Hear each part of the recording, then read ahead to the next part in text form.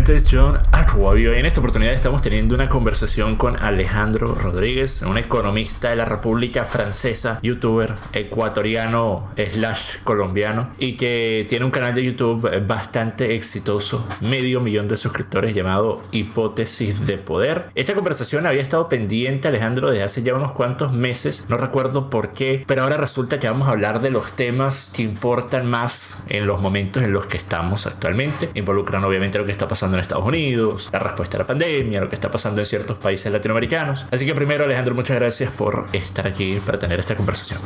Bueno, gracias a ti, John. Y pues bueno, sí, como lo dijo él, ahorita están pasando, creo que es uno de los momentos más intensos que estamos viviendo, pues sobre todo las elecciones de Estados Unidos, pero pues no solo únicamente eso, sino pues todo lo que está pasando ahorita en la región, y que son procesos que se están como llevando a cabo simultáneamente en todos los países. Entonces, sí, vamos, comencemos. Ok, entonces, probablemente el tema más importante para las personas que escuchan tiene que ver con las elecciones en Estados Unidos. Obviamente es un tema de interés enorme para venezolanos, porque muchos en Venezuela, incluyendo al presidente imaginario Juan Guaidó, están esperando justamente que Estados Unidos resuelva el problema y saque el régimen chavista. Así que venezolanos están, yo diría su mayoría, apoyando a Trump por encima de Biden, porque ven a Biden, si bien tú lo has dicho en tu cuenta de Twitter, es una persona que ha criticado a Maduro, ha dicho que Maduro es un dictador, etc. Ven a Biden como algo de la izquierda, y pues a la izquierda no la quieren ver ni en pintura, entonces están apoyando a Trump. Ahora, te pregunto a ti, primero, tú dices eres un demócrata, dices que por ejemplo en Ecuador nunca fuiste correísta, pero que apoyas la democracia, entonces respetas el que candidatos de esa misma ideología pueden participar. Entonces te pregunto, con respecto a lo que está pasando en Estados Unidos, ¿dónde te sitúas? ¿A quién apoyas, a quién no apoyas, y por qué apoyas o por qué no apoyas a estos individuos?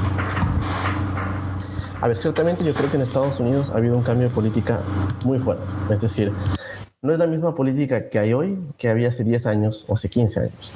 Y el ejemplo te lo pongo muy claro. Si tú miras, por ejemplo, un debate presidencial, el debate presidencial del año 2012 entre Obama y Romney, es una diferencia abismal. O sea, es una diferencia de debate, de respeto, de incluso las tonalidades. Obviamente, en ese tiempo Biden era vicepresidente, y si tú miras el debate vicepresidencial entre Biden y el que era candidato a vicepresidente, Paul Ryan, o sea, obviamente Biden se le ve mucho más lúcido. O sea, es innegable negar que Biden ahorita no está en un momento muy lúcido de su salud mental. Pero yo lo que creo es que en Estados Unidos la política de Estados Unidos sea de una manera, como yo lo defino, latinoamericazado. O sea, se ha hecho con características de América Latina. Y eso llega, pues, obviamente, a raíz de un candidato totalmente diferente que rompió los esquemas de cómo se podía llegar a la presidencia. Y acuérdate bien que, pues, desafió a todos los candidatos republicanos. Eso fue la parte de la estrategia de su éxito y la estrategia de su victoria. O sea, ¿cómo no decir que no?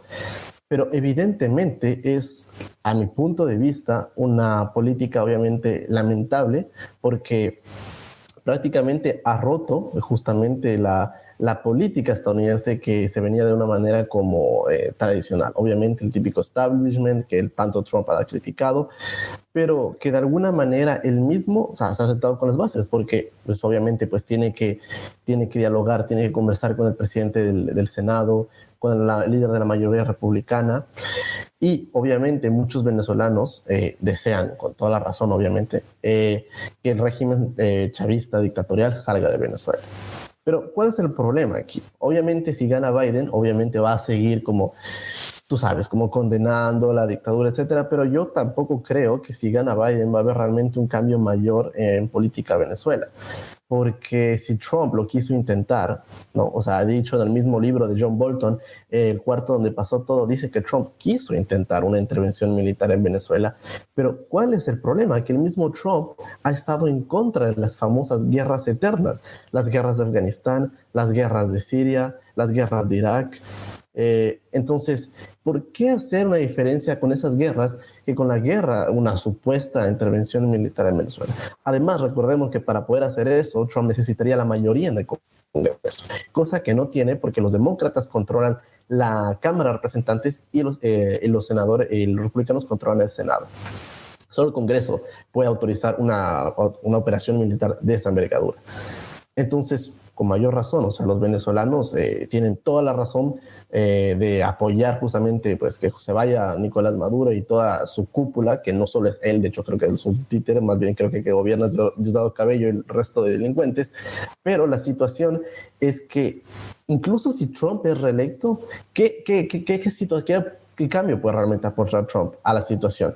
Guaidó es un presidente fantasma, no va a realmente hacer, ya casi lleva 2 años en ese delirio. Pero el problema es que muchos creen, y ese es mi punto de vista, que muchos venezolanos creen que Trump en el segundo mandato sí tal vez podría hacer algo por Venezuela, pero lo único que podría, en teoría, realmente hacer, o sea, sería que una intervención, pero realmente Trump ha estado en contra de eso. Y tal vez meterse a una pelea que no sabe cómo va a terminar, porque pues tú sabes cómo una guerra comienza, pero no sabes cómo acaba. Entonces, ese es el dilema, yo creo en este periodo. Bueno, sí, mira, yo muchas veces hablando del tema de la intervención de Estados Unidos en Venezuela he dicho justamente eso. Hay personas que únicamente recuerdan lo ocurrido en Panamá y ven a Panamá actualmente y dicen Acuavía, pero mira, Panamá está mucho mejor de lo que estaba antes. Y yo digo, sí, pero ¿por qué ignoran los escenarios en los que los países que han sido intervenidos han quedado mucho peores? Que esos tenemos varios ejemplos nada más en las últimas 2 décadas. Entonces, obviamente, nosotros tenemos que tener en cuenta que ninguna intervención, especialmente en un escenario tan delicado como el venezolano, en el que no es simplemente un grupo político, como tú mencionaste, sino que también en el trasfondo están muchas mafias diferentes, muchos intereses geopolíticos diferentes de países que no necesariamente van a simplemente hacerse de brazos cruzados y permitir que venga un nuevo gobierno títere de los Estados Unidos. No es tan fácil como simplemente pedirlo y esperar a que de aquí al fin de semana tengamos a una Venezuela totalmente diferente. Sin embargo, ¿no te parece curioso que mencionaste al inicio de tu intervención lo malo que te parece que el tema del debate y la discusión política se haya bananizado? Se haya bananizado la política en Estados Unidos, y hablaste de los tiempos de antaño. Bueno, tú mencionaste el 2012, sé que para no hacer una mención a algo muy distante, para que parezca que el cambio ha sido muy rápido, que efectivamente en ciertas formas lo ha sido, porque nosotros podemos recordar, por ejemplo, los debates de Nixon versus Kennedy, que por cierto lo volví a ver ayer, nada más porque ese debate es muy interesante, porque las personas que simplemente escucharon ese debate dieron de victorioso a Nixon porque tenía muchos mejores argumentos, mientras que las personas que lo vieron por televisión dieron de victorioso a Kennedy porque se veía más calmado, se veía más relajado, se veía más en control de la tarima, lo cual desde el punto de vista de la capacidad de debatir y la importancia de la apariencia de la percepción pública es algo muy interesante, y se los aconsejo a todos que lo ven. Por cierto, está en YouTube completo. Pero sí, podemos hablar de eso. Pero ¿no te parece curioso que mencionaras eso como el primer punto que te parece negativo de Trump? Y obviamente estoy seguro tienes muchos más y vamos a ahondar en eso. Pero que mencionaras eso y después mencionaras que Trump es un presidente no intervencionista. Es un presidente que estuvo en contra de las guerras que más tragedia y desastres han ocasionado en los últimos 20 años. ¿No te parece que eso es un punto mucho más importante que la forma en la que Trump se expresa y la forma en la que Trump se burla de sus oponentes políticos? A ver, yo creo que obviamente no todo es blanco y negro, como en cualquier situación. Yo realmente considero que la política también de Trump, de alejarse de las guerras infinitas, es algo ciertamente positivo, porque Estados Unidos ha salido perdiendo de Afganistán, ha salido perdiendo de Irak. Son países inestables hasta este momento y no lo van a estar. Ciertamente el caso de Libia, bueno, si bien no fue una intervención estadounidense como tal, con tropas en el terreno, Libia está hecho pedazos, y podríamos decir ciertamente que si Gaddafi hubiera estado en el poder, pues bueno, tal vez era otra situación. Pero obviamente yo lo veo personalmente, y te lo repito, yo creo que un debate se gana con argumentos y no se gana por quien más fuerte grita, por quien más alboroto hace, por quien más domina el escenario. Y obviamente en el debate Trump dominó el escenario. Dominó porque pues, tiene su personalidad, ¿no? Como tú dices, se expresa muy fácilmente, habla con un tono de voz mucho más como dominante que el de Biden. Obviamente en su audiencia, y yo creo que depende también mucho de la personalidad de cada uno, eso lo ve a las personas que supuestamente siguen a Trump como el ganador del debate. Pero yo personalmente lo veo desde el punto de vista de argumentos. Y aquí disculpa te interrumpa, pero importante mencionar esto. Primero, me pareció que Trump ganó el debate, pero fue la peor actuación de debate de Trump desde que se metió a candidato político.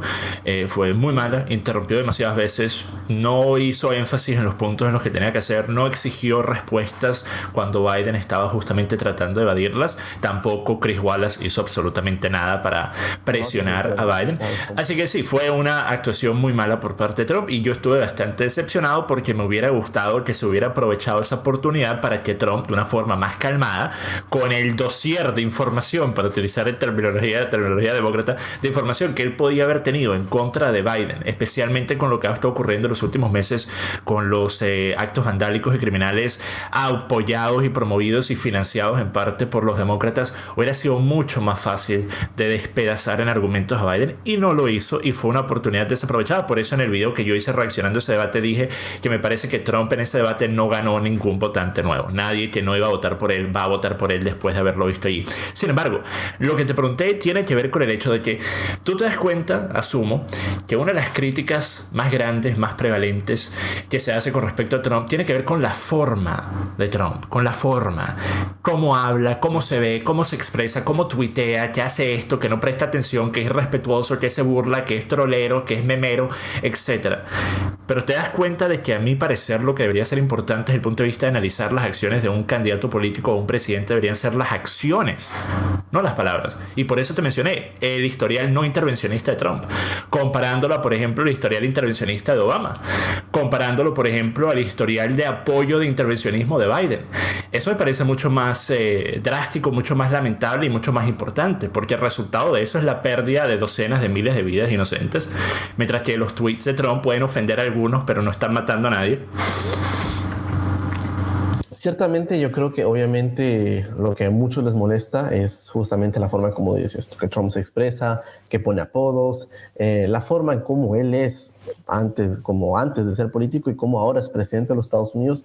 Obviamente la persona de Trump es una personalidad única, nunca se había tenido un presidente así, con esa personalidad en la Casa Blanca. Y obviamente, tú dices, las acciones son importantes, y yo creo que eso es obviamente algo importantísimo, pero también creo que hay que hacer un balance en las acciones de cómo un presidente hace su mandato y también la forma con la que se expresa, porque evidentemente, mira, solo para darte un ejemplo, incluso en las mismas elecciones de que Trump ganó en 2016, recordemos, gracias al colegio electoral, pero que perdió la mayoría del voto popular, Trump afirmó, y hasta ahora sigue afirmando, que esas elecciones fueron fraudulentas y que hubo millones de votos ilegales a favor de Hillary Clinton. Pero si tú te pones a pensar, decir que la elección, el fraude del 2016 fue, o sea, que hubo un fraude en 2016, estaría invalidando automáticamente su elección. Y eso es algo que por primera vez ocurre en los Estados Unidos. Y yo creo que esta elección de 2020 es particularmente complicada, porque creo que es la primera vez que realmente un bando u otro va a considerar ilegítima la elección. En el supuesto caso que gane Biden, quién sabe, no sé, los correos postales, que hubo fraude, que hubo traspapeleo, etcétera. Y en el caso que pues gane Trump, tal vez el lado demócrata diga que obviamente Trump trató de alterar el sistema postal de Estados Unidos para su favor.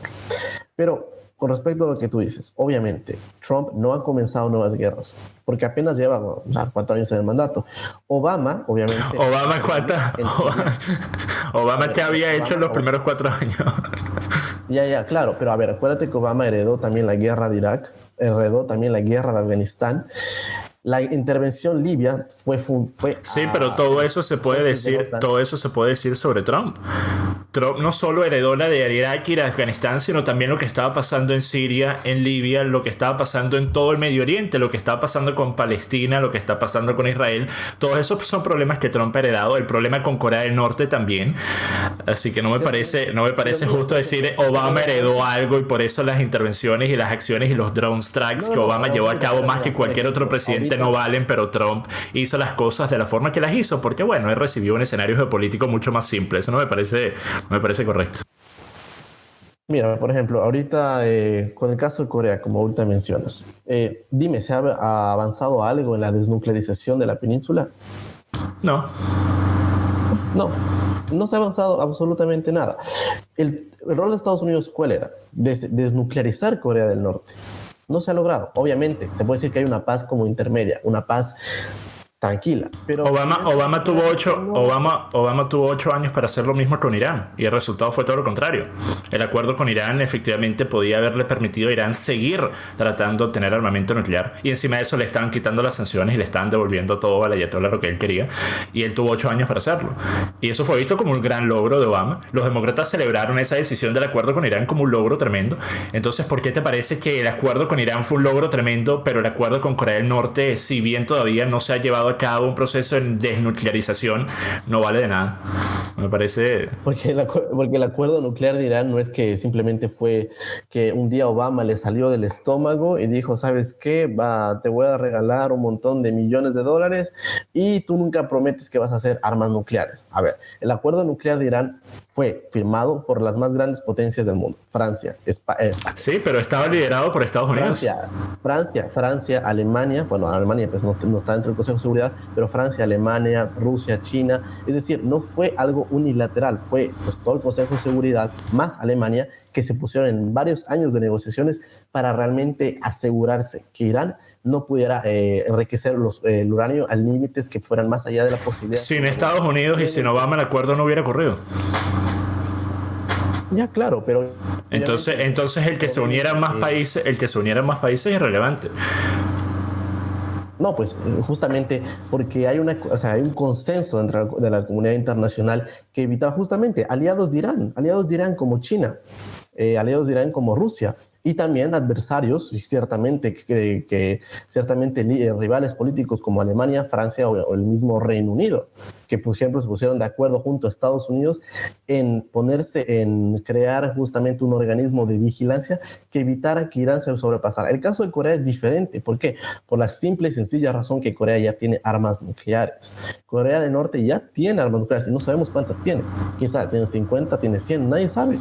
Pero, estimado, pero te das cuenta. Corea del Norte, que ya tiene 100 armas atómicas y si quiere mañana puede lanzar una bomba atómica y destruir Seúl, o Irán, que si se le encuentra haciendo una bomba atómica aún hay un tiempo tal vez para reaccionar, pero incluso digamos que Irán va directo a una bomba atómica, perfecto, va a una bomba atómica, en 2 años van a tener una bomba atómica. ¿Qué se hace? ¿Se hace otra guerra de Irak? ¿Se hace otra guerra de Irán? A ver, la guerra de Irak terminó en un resultado terrible. Irán es mucho más fuerte que Irak. Una guerra de Irán sería unas 5 veces una guerra de Irak. Entonces, no, ya va.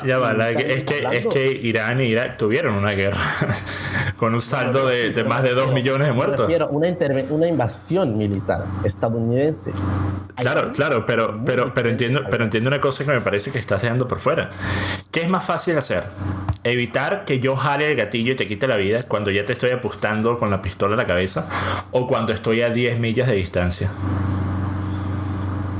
No, obviamente. Entonces, cuando un país ya tiene armamento nuclear, la forma en la que tú puedes amenazarlos, ponerles sanciones, tratar de obligarlos a hacer algo, es totalmente distinta cuando un país no lo tiene. Y es justamente por eso que todos los países quieren tener armamento nuclear.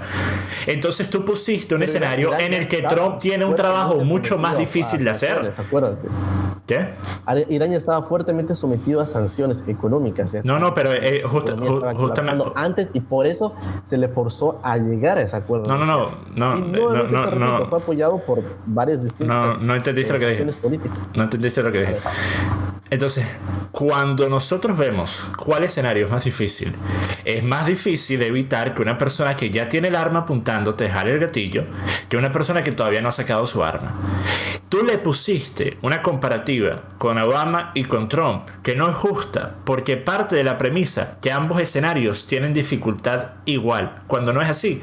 El escenario de Irán es más fácil de resolver porque a Irán se le pueden imponer sanciones, amenazas, hasta intervenciones, porque todavía, como tú bien dijiste, no tienen armamento nuclear, supuestamente. Mientras que Corea del Norte sí lo tiene. Un país que tiene armamento nuclear y que, como tú dijiste, con presionar un botoncito pueden desaparecer a su vecino, es otro tema. No puedes hacer lo mismo con el mismo grado de agresión que puedes hacer con Irán con Corea del Norte. Por eso es que Trump tenía un trabajo más difícil con Corea del Norte que Obama con Irán. ciertamente lo que tú dices es verdad. Es muy diferente tratar a un país con que tiene armas atómicas a un país que no las tiene. Ahora, Irán no tiene armas atómicas y Irán ya estuvo sometido mucho tiempo a sanciones, a presiones del Consejo de Seguridad que fueron incluso aprobadas por la misma China y Rusia, aliados de Irán. Es decir, ya estaba fuertemente sometida a una presión internacional de sus mismos aliados. ¿Y cuál fue la razón de que se llegó a ese acuerdo? Fue porque el mismo régimen iraní, que pues obviamente, visto el colapso total de su economía, visto el colapso incluso del apoyo popular, que igual pues es una dictadura, pero igual, de todas maneras llegó a ese consenso de que, que era tiempo de hacer concesiones a favor de que se reapertaran los créditos internacionales y otra vez la economía de Irán volviera a surgir. ¿Cuál fue la reacción de prácticamente la muerte del tratado nuclear de Irán? Fue prácticamente que Estados Unidos se retiró y volvió a imponer sanciones, pero fueron sanciones unilaterales que de hecho no fueron apoyadas ni por Francia, ni por China, ni por Rusia, ni por el Reino Unido en el Consejo de Seguridad. Entonces Estados Unidos impone unilateralmente sanciones y Irán considera eso como que, bueno, se está violando justamente el tratado, el que yo firmé con las otras potencias, y Europa trató de decir, a ver, no, sigue cumpliendo el acuerdo, pero también entiendo la parte de que obviamente si uno de los miembros no cumple el acuerdo y te vuelve a imponer sanciones, pues Irán dijo, el tratado nuclear ya no es válido, y eso a mí me parece mucho más peligroso porque ahora Irán tiene más posibilidades de desarrollar realmente una arma atómica que pone más en peligro al Medio Oriente que cuando estaba firmado y estaba incluso controlado por sus mismos aliados. No, es que las formas en las que se estaba controlando hubieran permitido más que suficientes salvoconductos para que Irán pudiera seguir desarrollando esta tecnología. Y una cosa que parecieras ignorar, ¿cuál es uno de los aspectos más importantes de desarrollar este tipo de armamento? Dinero, ¿verdad? Oh, claro, dinero. ¿Qué pasa cuando un país está quebrado y está sancionado? Tiene menos dinero. Por eso es que Irán tiene una de las fuerzas militares más viejas, más obsoletas de la región.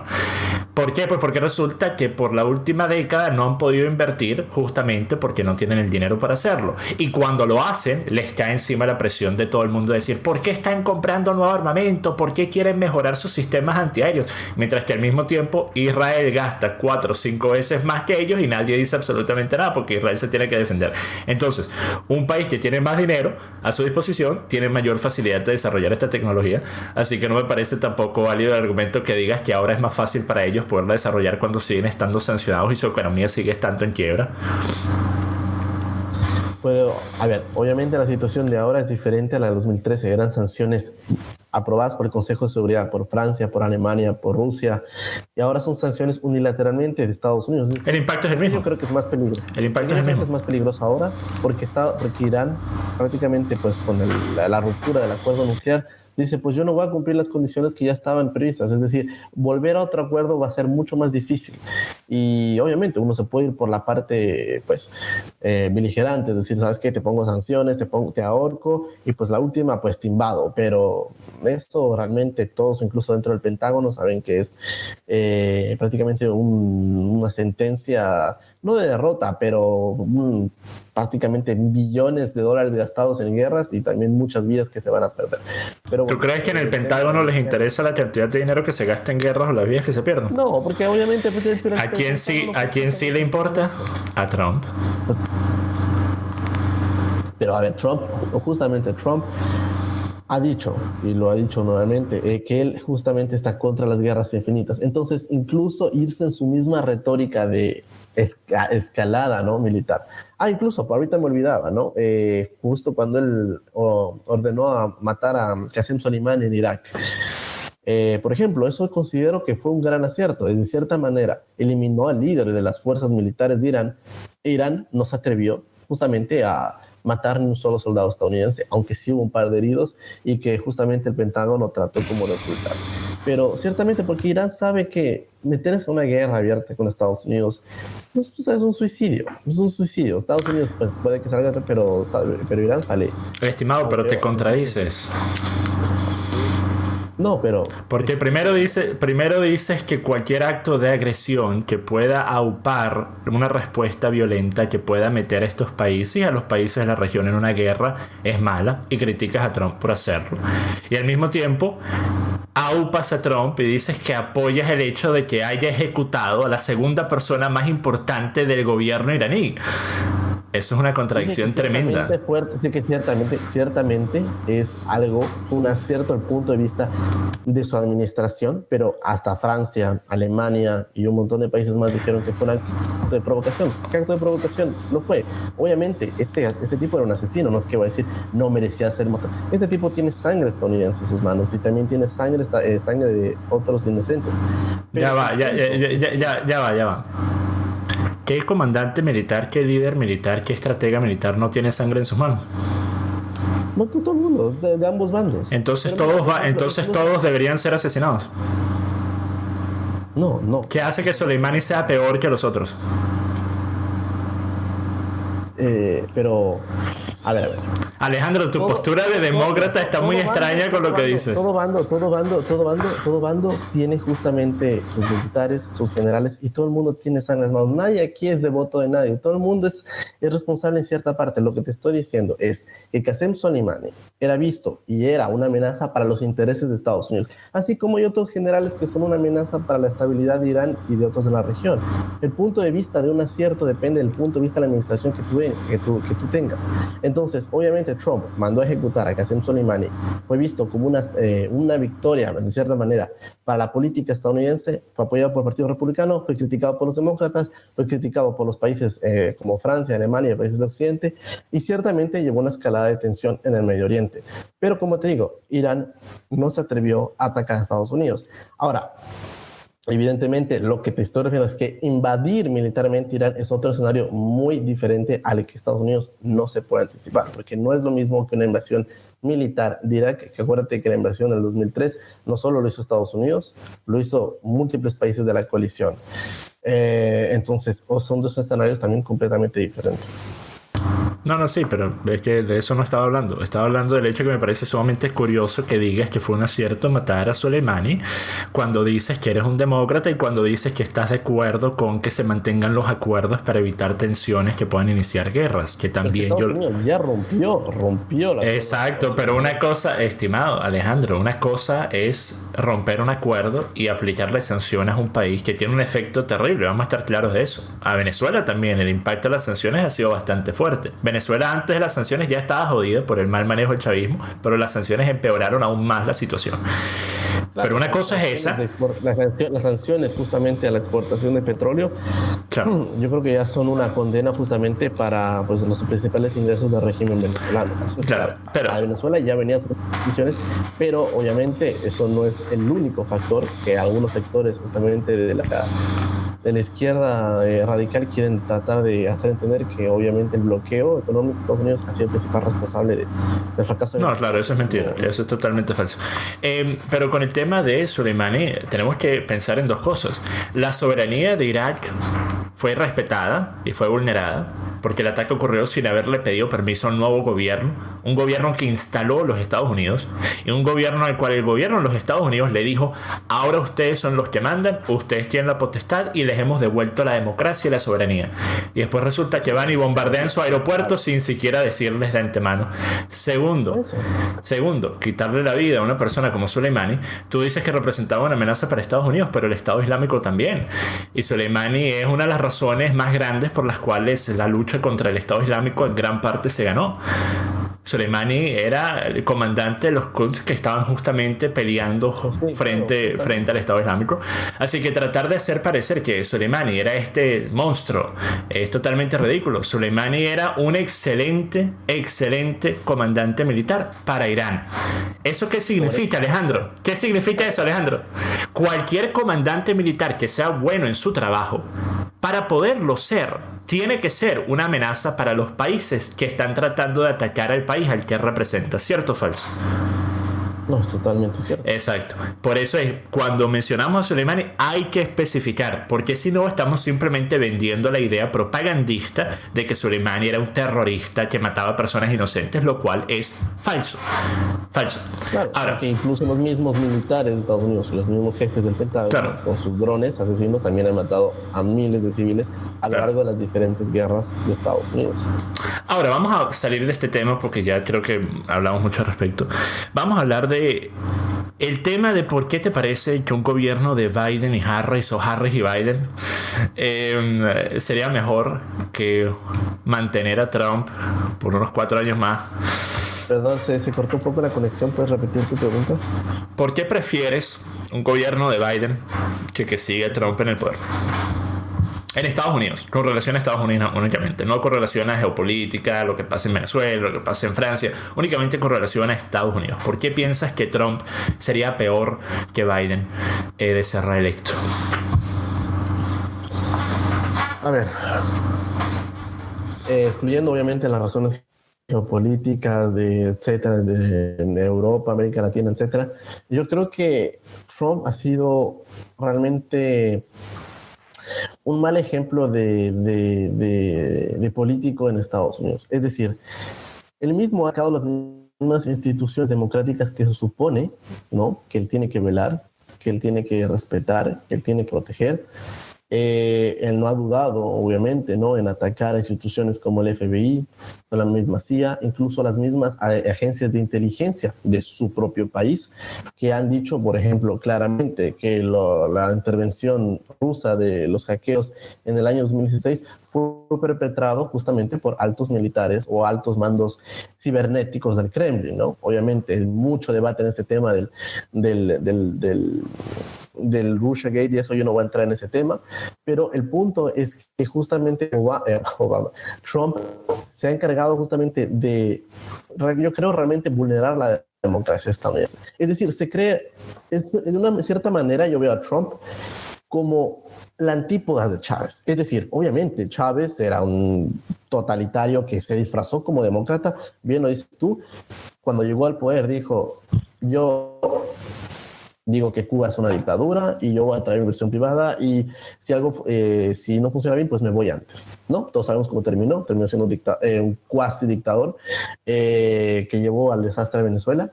Y yo creo que Trump es la antípoda de Chávez, es decir, es casi el mismo tipo de personalidad, populista. Tengo esta gran capacidad de atraer a las masas, pero simplemente que no es de izquierda, pero que es de derecha. Es decir, simplemente es como un doble reflejo. Entonces, justamente se trata de esto, ¿no? ¿Qué presidente en la historia de Estados Unidos, antes de 2020, ha dicho constantemente, si yo pierdo las elecciones, o sea, le han preguntado, ¿y usted qué pasa si pierde las elecciones? Va a ser una entrega pacífica del poder. Y él dijo, no habrá transición, más bien habrá una continuidad. Es decir, es el primer presidente en la historia que realmente como se rehúsa a aceptar el resultado legítimo de la elección. Y veamos que obviamente el resultado de la elección no se va a saber en la noche de la elección, porque obviamente hay procesos que se están enviando, por ejemplo, gente que ya ha votado. Mira, para que te des cuenta, a este punto ya más de 4 millones de estadounidenses han votado por correo, ¿no? Hace 4 años eran no más de 100,000 personas. Entonces, obviamente estamos hablando de correos que no se van a poder abrir hasta la noche de la elección, así que no vamos a saber el resultado siquiera hasta en una semana o 2 semanas. Entonces, eso añade aún más tensión. Y que el presidente de Estados Unidos diga, yo no aseguro que voy a reconocer la elección, veremos, pues es la típica política latinoamericana del líder que no confía en el aparato electoral, que sabes que si gano, gané, pero si pierdo es un fraude, y esto aplica a ambos bandos, ¿no? Entonces, incluso Biden, el Biden lo dijo, si yo pierdo, pues pierdo, pero obviamente él está inquieto de cierta manera por la acción de Trump de tal vez vulnerar el servicio postal de los Estados Unidos. Entonces, hablando políticamente, yo creo que si Trump gana, no hablo económicamente y no hablo geopolíticamente de otras naciones, le va a hacer más daño a la democracia estadounidense que bien. Porque no hay ningún emperador en Estados Unidos. Es una democracia, existe la Corte Suprema, existe la división de poderes y así tiene que ser y tiene que seguir siendo. Ok. ¿De dónde sacaste la cifra de 100,000 personas que votaron por correo en el 2016? Aquí la tengo, ya te la paso, déjame buscar. Mientras lo buscas, estaba anotando nada más los puntos para asegurarme de responder a todo. Entonces dijiste, para empezar, ataques a cuerpos de inteligencia. ¿Te parece que los cuerpos de inteligencia no pueden hacer nada malo? Son infalibles, perfectos. No es ningún grupo de inteligencia es infalible. La CIA y el FBI, especialmente la CIA, ha estado involucrado en incontables escándalos a lo largo de las últimas 5 o 6 décadas, varias de las cuales terminaron siendo la justificación para empezar guerras, como la guerra con Vietnam. Sabes que eso fue un invento de la CIA, de un ataque que nunca pasó al USS Maddox, un ataque que nunca ocurrió, y eso fue justamente lo que fue utilizado para poder justificar los primeros bombardeos en Vietnam. Así que me parece que los cuerpos de inteligencia, si hace falta que se les critique, ¿quién mejor que hacerlo más que el presidente? No entiendo por qué te parece que eso es de alguna forma, como tú dices, vulnerar la democracia. Eso es, a mi parecer, exactamente lo mismo que promueven los demócratas que se haga con la policía. Que cuando un policía corrupto o un policía que abuse del poder, que salgan otros policías a condenarlo, ¿cierto o falso? Entonces, ¿por qué el presidente no condenaría acciones de corrupción que efectivamente han ocurrido en los 4 años que Trump ha estado en el poder, que han sido abogados, promovidos y defendidos por el FBI y por la CIA? Como por ejemplo, tú mencionaste el dossier de Steele. No sé si estás al tanto lo suficiente del tema para poder hablar de eso, pero en estos días... No te escuché, ¿cierto? El Russiagate, sabes que está basado en el dossier de Steele, ¿cierto? Steele era un ex espía británico y sale un reporte del director de inteligencia nacional John Ratcliffe hace 3 días que afirma que Hillary Clinton aprobó un esquema para quitar la atención del escándalo de sus correos, que era la cosa más importante en esas elecciones del 2016, y crear una narrativa de que Trump estaba colaborando con Rusia para ganar las elecciones, lo cual iría de acuerdo a lo que ya sabemos que ocurrió con el DNC cuando aprobaron y financiaron en julio del 2016 para que este ex espía británico Christopher Steele pudiera hacer el dossier de Steele, que después fue utilizado por el FBI como la justificación para espiar a uno de los miembros, Carter Page, de la campaña electoral de Trump. Y que, por cierto, se sabía, estaba en manos de Obama el reporte que indicaba que el FBI efectivamente iba a empezar este acto de espionaje, y por eso es que Trump acusa a Obama de haber sido parte de espiar su campaña para tratar de obtener información al respecto para hacer que perdiera la elección. El dossier de Steele se investigó por más de 2 años y el resultado, ¿cuál fue? No se descubrió ningún vínculo de Trump, ni ninguno de los allegados de Trump, ni ninguno de los miembros de la campaña de Trump con Rusia. Pero ponte, por ejemplo, Michael Flynn, que fue el general que tuvo que renunciar. Sí, pero eso fue por un tema de evasión fiscal. Eso fue por tema de evasión fiscal. No tenía nada que ver con colusión con los rusos. Lo agarraron por mentir. Sí. Tuve que renunciar ante el vicepresidente Mike Pence porque le mentí de las relaciones con Rusia. Y obviamente Trump después dijo, sí, porque obviamente mintió y eso no se acepta en esta administración. Y después el mismo Departamento de Estado, que ya Michael Flynn ya se había declarado culpable de los cargos que se le imputaban, y el Departamento de Justicia, que supuestamente tiene que velar por la integridad y la neutralidad de los procesos, misteriosamente un día dijo, no, ¿saben qué? Libero cargos contra Michael Flynn. Es como que tú ya te declaras culpable de un crimen y al día siguiente la fiscalía dice, ¿sabes qué? Todo bien, te puedes ir, a pesar de que te declaraste culpable. Ok, una cosa. Estás al tanto de que en Estados Unidos ha sido una práctica bastante común desde hace décadas, llevado a cabo tanto por la policía, como el Departamento de Estado, como el FBI, como la CIA, que cuando tienen intercambios en los que interrogan a alguna persona que es parte de alguna investigación, cuando no pueden encontrar evidencia para tratar de hacer un caso en su contra, lo que tratan de hacer es que esta persona cometa perjurio, que es efectivamente lo que terminó pasando con Flint. Y era por algo totalmente irrelacionado a algún tipo de corrupción o ayuda de los rusos con Trump. Por eso justamente es que Trump salió sin ningún tipo de problema después de 2 años de investigación del dossier de Steele. No había absolutamente nada que ataba a Trump ni a ninguno de los miembros de Trump con colusionar con entidades rusas.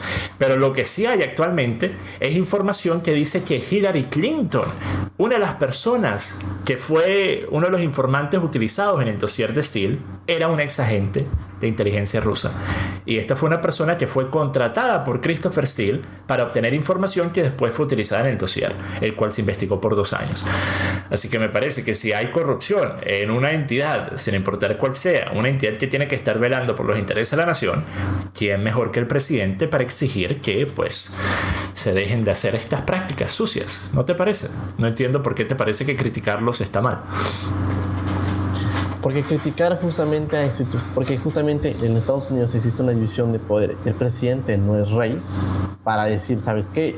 Yo soy el dueño de esto, soy dueño de todas las ramas y yo lo que a mí me parece bien, se hace bien. Obviamente tiene que haber transparencia en todas las instituciones y obviamente ha existido y seguramente existirá corrupción en la administración de Trump, en la administración de Obama, incluso como ya se supo, cuando Trump ganó la presidencia, Obama realmente de alguna manera hizo muy difícil la transición al poder, a pesar que en teoría parecía muy pacífica, no lo fue.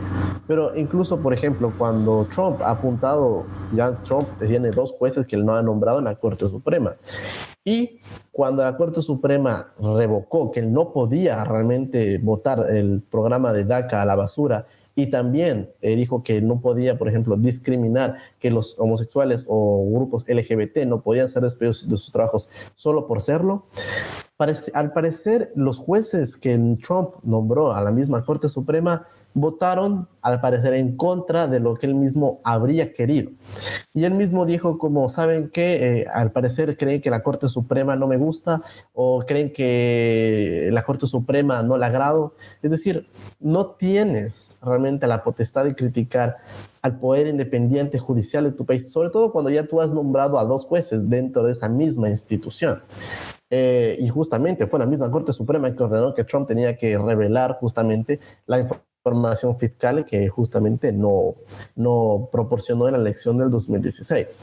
Entonces, pues respetar al menos las 3 ramas independientes del poder de Estados Unidos, que son el poder ejecutivo, el poder legislativo y el poder judicial.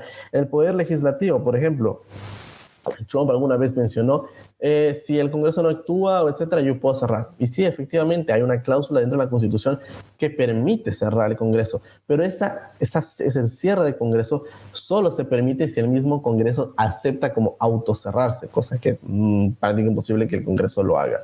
Entonces, y eso me recuerda muchísimo a Rafael Correa, amiguísimo de Hugo Chávez, de Nicolás Maduro, que decía: yo como jefe del Estado ecuatoriano soy jefe del Poder Ejecutivo, porque el jefe del Estado ecuatoriano es jefe de todas las funciones, jefe ejecutivo, función judicial, función electoral, función ciudadana y función, ¿cuál era? Judicial. O sea, es prácticamente, yo creo, el mismo. Okay. Varias cosas. A mi parecer, si bien dijiste ciertas cosas válidas, me parece que ignoras el punto que yo había hecho, que es ¿por qué no se puede criticar a una institución cuando tú sientes que ésta está obrando de una forma politizada o una forma corrupta? No entiendo por qué estarías en contra de esto, porque, Alejandro, yo estoy seguro que si yo me meto en tu Twitter, yo puedo encontrar instancias en las que tú le exiges a la policía o a algún representante de algún gobierno de algún país que justamente utilice su influencia y su puesto para exigir transparencia o para exigir que una persona corrupta sea condenada o sea enjuiciada. Estoy seguro que lo pudiera conseguir porque es simplemente natural. ¿Quién más que una policía o la policía, el departamento de policía, para criticar las acciones de otro miembro de su departamento? ¿Quién mejor que ellos? De la misma forma, si un presidente siente que la CIA, que el FBI, y lo siente con cosas para poder sustentar esos sentimientos como las cosas que te acabo de contar, ¿por qué no puede decirlo? ¿Por qué tiene que mantenerse de boca callada únicamente porque estos son cuerpos que representan el interés público cuando él cree que no lo están haciendo? Y encima de eso, mencionaste que Trump tiene 2 nominados a la Corte Suprema, bueno, 2 jueces en la Corte Suprema, uno de los cuales, Kavanaugh, terminó siendo un tibio centrista, inclusive tildando más a la izquierda en la mayoría de sus decisiones, así que Kavanaugh de conservador no tiene nada. Y por cierto, recordemos que Kavanaugh trataron de arruinarle la vida con todo tipo de declaraciones, que él había hecho esto, que había hecho lo que... Pero en fin. Pero resulta que Obama también tuvo 2 jueces de la Corte Suprema. O sea, no es un número tan grande, no es un monto tan grande. No, claro, sí. De hecho, Trump ha nominado justamente 2 jueces en sus 4 años y Obama logró nominar 2. Pero lo que justamente con la Corte Suprema me quería referir a ese punto. Es decir, tú nominas a 2 jueces, él nominó a 2 jueces, y la Corte Suprema no responde a nadie. Es decir, la Corte Suprema, los jueces, pues, tú sabes, están ahí hasta de por vida.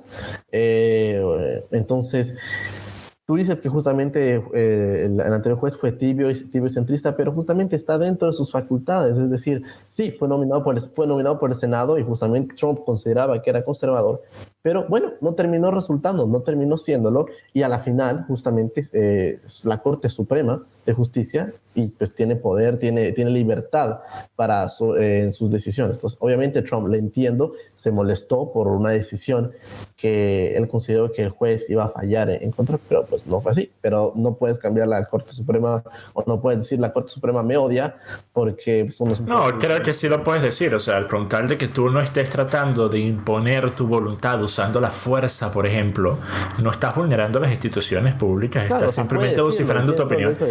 Pero ahora, una cosa, Alejandro, tú dijiste que Trump estaba de acuerdo con que se despidieran a personas nada más por ser homosexuales. ¿De qué estás hablando exactamente? No, eso no era para referirme justamente a, por ejemplo, dos decisiones que la Corte Suprema hizo. El caso de DACA, ¿no?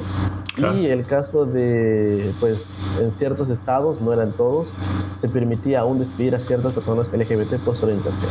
Pero ¿Me puedes pasar el reporte? Porque yo lo único que recuerdo con respecto a decisiones de Trump de esa forma tiene que ver con el ejército y tiene que ver con los trans. Sí, fue que no se con los trans. Y es debido a que ellos tienen requisitos médicos que serían difíciles de poder cumplir si están, por ejemplo, en medio del desierto en Irak o Afganistán. Ese era el punto. En eso sí. Si me puedes pasar lo otro, porque verdaderamente no estoy entrado. Sí, igual ya encontré lo que te decía, lo de los 4 millones de votos, te lo paso por aquí. No me refería a los votos que ya se han hecho actualmente. Me refería a, tú dijiste que ocurrieron 100,000 nada más en el 2016. Y si yo mal no recuerdo, ocurrieron varios millones de personas que votaron. No. A ver, tal vez me entendiste mal. O sea, a este punto de la elección, o sea... ok, a este punto... ok, claro. Claro, a este punto. Claro. No. O sea, obviamente votaron millones. Claro. Pero a este punto, tal vez por la situación de la pandemia, muchos más votaron en anticipación, aunque sabes que los sobres no se van a poder abrir hasta el día de la elección, y por eso tal vez el resultado no sea... Bueno, no, en realidad, si no me equivoco, hasta una semana después de la elección o hasta más se puede seguir enviando por eso es que hay personas que dicen que las elecciones no se van a poder decidir sino hasta finales de noviembre. No, ciertamente. Lo cual presenta un problema tremendo. Porque sí, bueno, obviamente. Imagínate las tensiones durante esos días o semanas, o sea, lo que se toma. Una cosa, tú dijiste que Trump ha dicho que no va a admitir derrota. Él no ha dicho eso. Él ha dicho que de acuerdo a lo que ocurra, él va a opinar una vez que haya ocurrido. Me parece algo sumamente lógico de hacer, porque nosotros, no sé tú eres de Ecuador, no sé si esto ha pasado en tu país, pero en Venezuela nosotros nos han robado elecciones porque nosotros teníamos a personas que supuestamente representaban el interés de la oposición venezolana, que es la inmensa mayoría, y que resulta que entregaron las elecciones en lugar de exigir que las elecciones fueran respetadas o que fueran recontadas o que fuera tratado que se fuera a tratar de ver, de presenciar de qué forma se cometió un fraude. Un ejemplo de esto es el caso de Capriles con las elecciones del 2014. Así que me parece algo que, si bien yo entiendo porque hay personas que tienen terror de que Trump se vuelva el próximo Fidel Castro, temen que ese tipo de retórica signifique que Trump, no sé, se va a mantener en el poder a la fuerza. Pero por fuera de eso, ¿no te parece que dejar por fuera el hecho de que Hillary Clinton le ha dicho a Joe Biden que no ceda el resultado, la derrota de ninguna forma? A ver, yo creo que obviamente, como digo, hay que hacer distinciones. La política latinoamericana es y ha sido siempre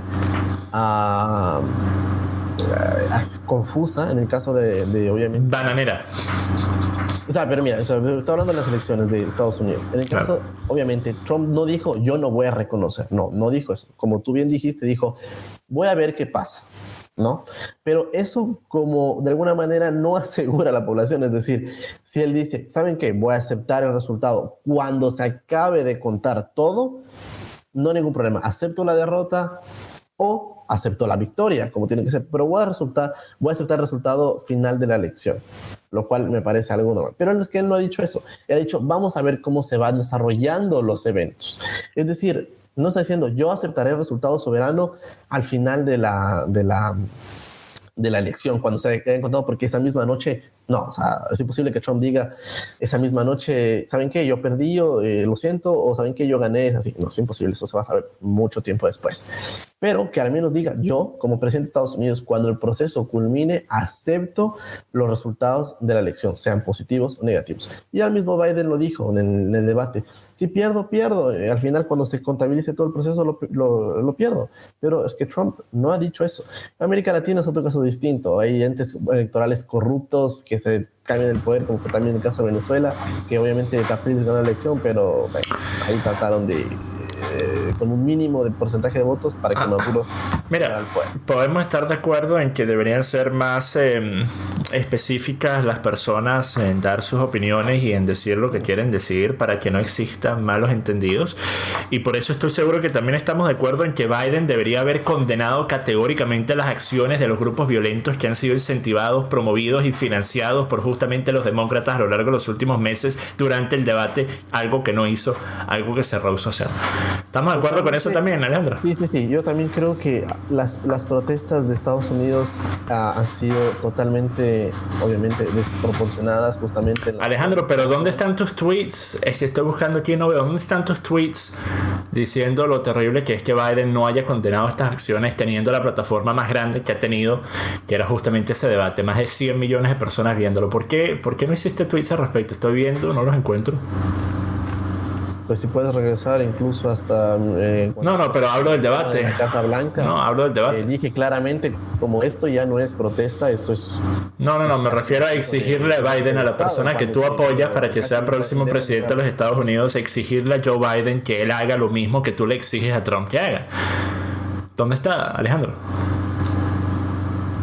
No he tuiteado con respecto a que Biden tendría que rechazar... ¿No te parece importante entonces?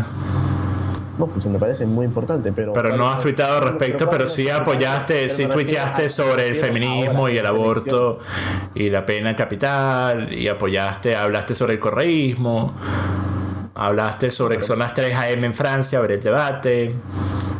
Sí, hablaste sobre lo que dijo Ben Shapiro, respondiste a lo que habían dicho sobre una foto de Biden con Maduro. No sé, me parecería que sería un punto muy importante que hablara sobre lo que actualmente está ocasionando la destrucción de ciudades enteras, lo que ha ocasionado ya la muerte de docenas de personas, lo que ha ocasionado miles de millones de dólares en daño. Justamente cuando fue, como te digo, casi el intento de quema de la Casa Blanca, literalmente dije, esto no es protesta, esto es casi un intento de derrocar al presidente. Yo no apoyo en absoluto a Trump, pero no estoy en una posición de que ver cómo quieren entrar a la Casa Blanca y por poco hacerla trizas, porque no, así no es la democracia en cierta manera que ha caracterizado. Pero apoyas a las personas que incentivan este tipo de cosas. Eso es lo que me parece curioso. Apoyé las marchas pacíficas que ocurrieron con el asesinato de George Floyd, porque pues fue un asesinato. ¿Cuándo fueron pacíficas exactamente?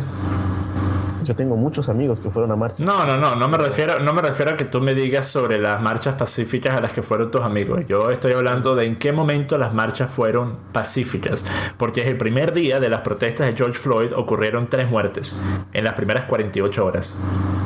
Ciertamente, obviamente la muerte de George Floyd produjo más muertes, pero lo que yo me estoy refiriendo es, no puedes obviamente decir que el 90% de las protestas, o sea, el 90% de la gente que está en las protestas termina bien. O sea, siempre hay, como te digo, delincuentes que crean destrucción, hacen, ¿cómo se llama?, vandalismo, ese tipo de cosas. Y ese tipo de personas tienen que ser apresados. O sea, no se trata de decir gente que quiere ver al mundo arder y dice, sí, quememos todo, los típicos como los Antifa o los típicos All Cops Are Busters, los acaben. No, porque no soy una posición así. Mi mamá fue médica policía cuando trabajaba en la policía de Colombia, y ella ayudaba a la gente. A pesar de que era médica, trabajaba dentro del cuerpo de policía, y yo estoy totalmente en desacuerdo que gente diga que el cuerpo policial es absolutamente, que todos los policías son unos besados. No, al menos no en mi caso. Pero obviamente hay violencia en las protestas, y hay una cierta manera que los gobernadores de estados demócratas finalmente tendrían que hacer llamado a la Guardia Nacional para que el ejército intervenga en ciertas ciudades. Pero no lo han hecho. Se rehúsan a hacerlo. Se rehúsan a hacerlo.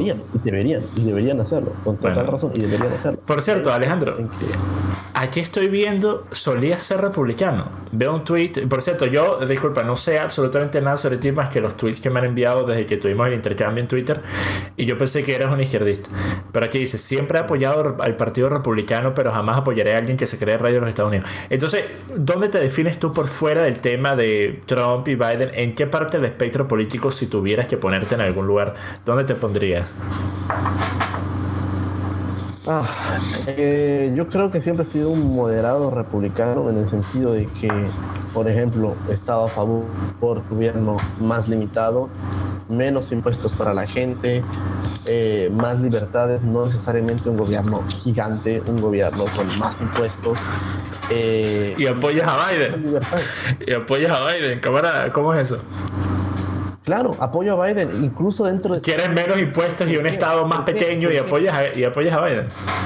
Claro, porque justamente lo veo a Trump como una amenaza para la democracia estadounidense. Simplemente eso. O sea, yo creo que no es todo blanco o negro, simplemente hay cosas de Biden que de verdad, por ejemplo, yo no creo que obviamente Biden no va a aguantar más de un término en la presidencia si es que gana, porque obviamente él tiene una salud muy, muy, muy débil. A veces puede formular algunas frases, pero evidentemente yo creo que 4 años más de Trump en la presidencia, a pesar que podía traer mejores resultados económicos, en cierto sentido de aliviar el Estado y hacerlo más pequeño, yo creo que la forma en la que él habla es simplemente, o sea, la personalidad de Trump es una amenaza para la democracia estadounidense. Y mira, te lo pongo con el mismo ejemplo de Ecuador. En Ecuador ahorita hay 2 partidos que van a la presidencia. El correísmo de Rafael Correa, amiguísimo Nicolás Maduro, igual, Estado grande, repartición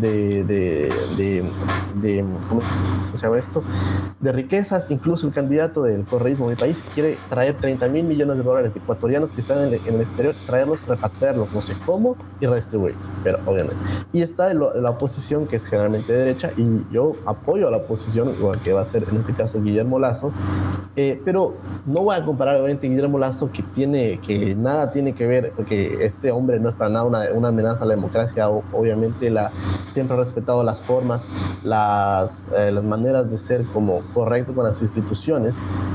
Pero Trump, no. Es decir, yo apoyo muchos puntos del partido. Vuelvo y te pregunto, Alejandro. No me siento a gusto. Alejandro, pero me encantaría que pudieras definir, de la misma forma que exiges que Trump defina sus puntos, me encantaría que pudieras definir qué exactamente es lo que Trump ha hecho para vulnerar la democracia que no hayan hecho los demócratas a la 10ª potencia. Eso es lo que no comprendo. Los demócratas desde el día de la elección, como tú mismo admitiste, no cedieron, trataron de abrir investigaciones, trataron de impugnar a Trump hasta por respirar feo. Han hecho de todo lo posible para sacar a Trump del poder. ¿Eso acaso no es vulnerar la democracia? Encima de eso, parecieras ignorar que Joe Biden, cuando le hacen la pregunta en el debate una vez más sobre si él tenía intenciones de llenar la corte, se rehusó a responder. ¿Por qué? Porque claro que lo van a hacer. ¿Y qué significa eso, Alejandro? Obvio, es que desde el punto de vista político, si Biden estuviera en la posición que Trump está ahora, también llenaría la corte, no tendría ningún... Pero Trump no lo ha hecho. Biden sí, Biden pretende hacerlo. Trump no lo ha hecho. Están a punto de confirmar a una nueva jueza. No, Alejandro, ¿sabes qué es llenar la corte? No, sí, o sea, pero me refiero... No, pero ¿sabes qué es? Sí, obviamente sé que es llenar la corte. Dime qué es. En el sentido de que la Corte Suprema de Estados Unidos te refiere. Sí, no lo googleé, Alejandro, puedo ver el reflejo de tu lente, ¿vale? Simplemente di que no lo sabes, no pasa nada. Yo te explico. Llenar la corte es cuando se busca poner más jueces en la Corte Suprema para tener mayoría.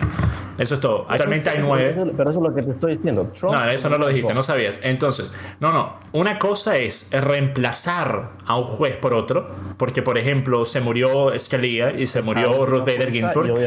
Y el otro es cuando agregas más. La última persona que trató de hacer eso y falló fue Roosevelt. Entonces, efectivamente, Joe Biden, cuando le preguntan, él dijo, no voy a responder esa pregunta. ¿Por qué? Pues porque él sabe que eso es una opinión, una postura sumamente impopular frente a los americanos. Más del 70% está en contra.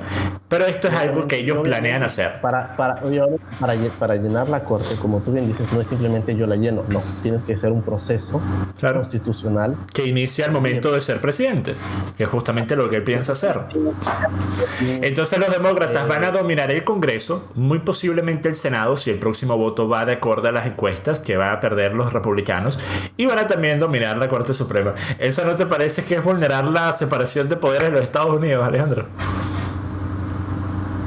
En el sentido de que si ganan la presidencia y si ganan la Casa Blanca y también ganan el Congreso, el Senado, el Congreso ya lo tiene. De cierta manera tienen la facultad constitucional de hacerlo, pero obviamente, obviamente puede haber, la vulneración de poderes en caso que pues, tengan todo a su favor. Mira, como Rafael Correa en el año 2012, que tenía casi todos los 5 poderes del Estado a su favor. Y de cierta manera, sí, no hay nada la Corte, pero ¿quién dice que no lo puede hacer solo mandato? Entonces justamente depende mucho del punto de vista político que pues, uno tenga. Claro, o sea, simplemente en este punto lo que yo diría, por cierto, no sé si se pegó en mi video, estoy pegado aquí en la computadora, no sé. No se te ve, no sé, te está, o sea, ¿se escucha? Pelado. ¿Se escucha por lo menos? Sí, te escucha. Ok. Sí, mira, yo prefiero asumir que lo que un grupo de personas dicen que van a hacer y que tienen un historial de hacerlo es justamente lo que van a hacer cuando obtengan más poder, a pensar, bueno, esta persona que no ha dicho que hará algo es posible que lo haga. Pero por fuera de eso, y podemos ir terminando esto porque sé que ya ha pasado 1 hora. Muchas gracias por estar aquí por este tiempo y por responder todas estas preguntas. Ha sido una conversación sumamente interesante. Estoy seguro que la audiencia lo va a ver de la misma forma. Y por cierto, durante todo este tiempo me he estado preguntando cómo hiciste para ponerte un par de boxers alrededor del cuello, Alejandro. Tengo un par de boxers de Tommy.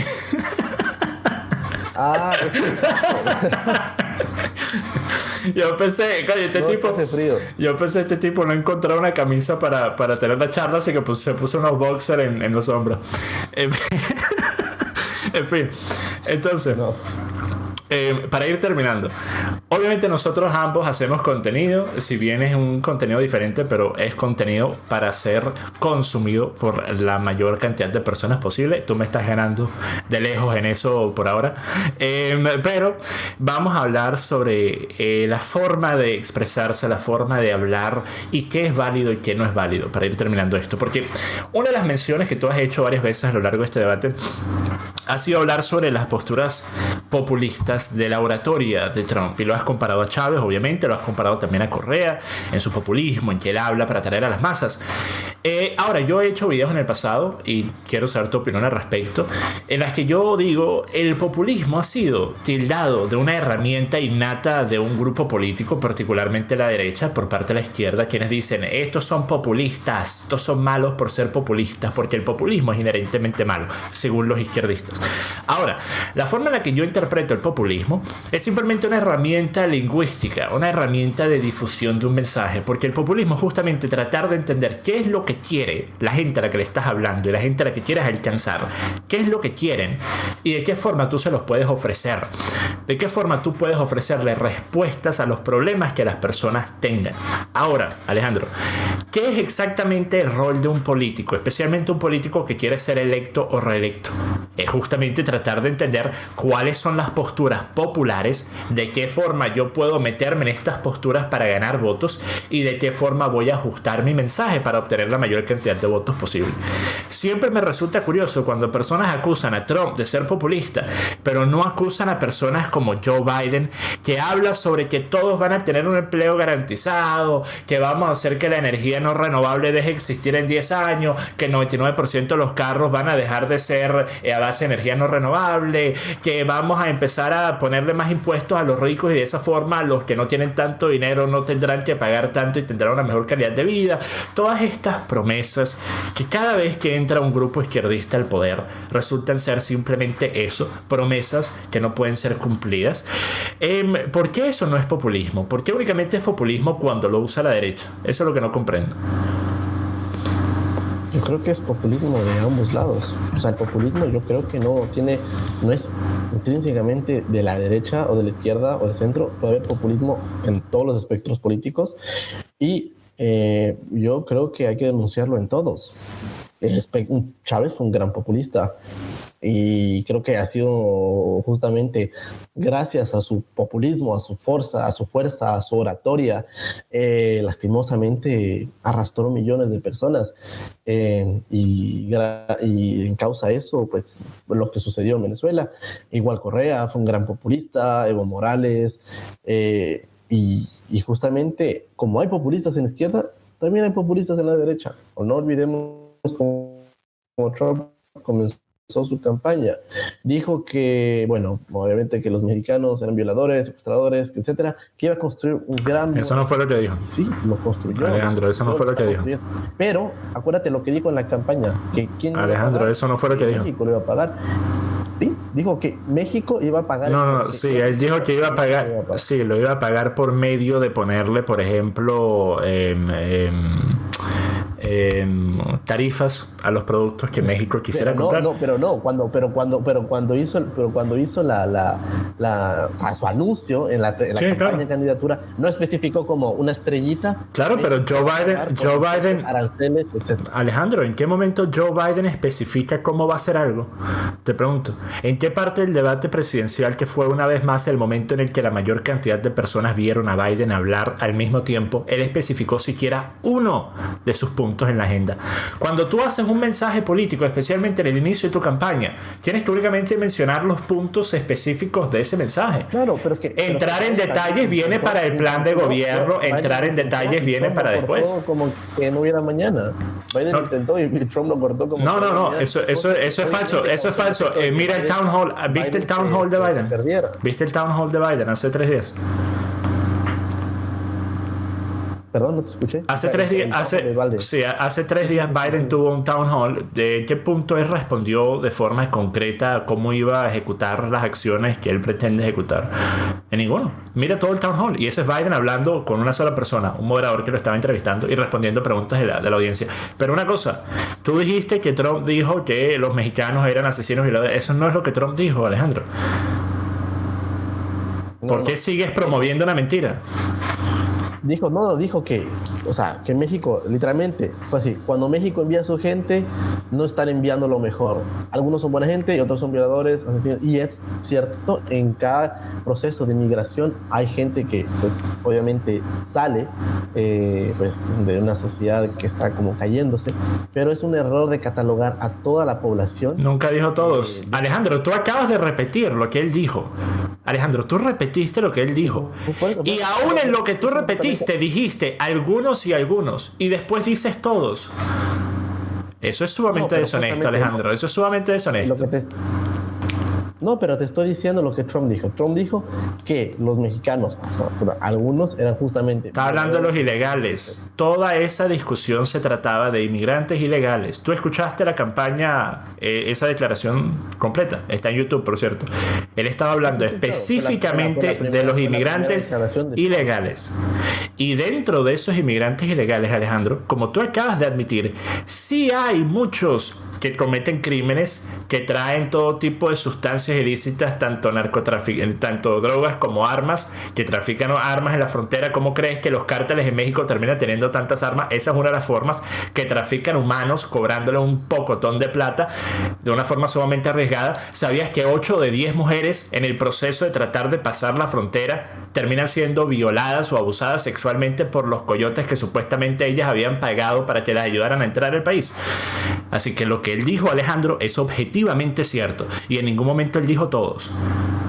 Entonces mucho cuidado de la forma que tú hables, porque tú eres una persona, pero eso es lo que tú dijiste. Acuérdate, eres un comunicador, Alejandro, y tú acusas a Trump de no ser claro y conciso con las cosas que dices, pero tú tampoco lo eres. Pero por ejemplo, una de las campañas, y esto fue, y si quieres, pues está en YouTube y te lo aseguro, dijo: México va a pagar el muro. Y justo en uno de esos, en uno de esos rallies donde está Trump, dijo: ¿quién va a pagar el muro? Y todo el mundo grita: México.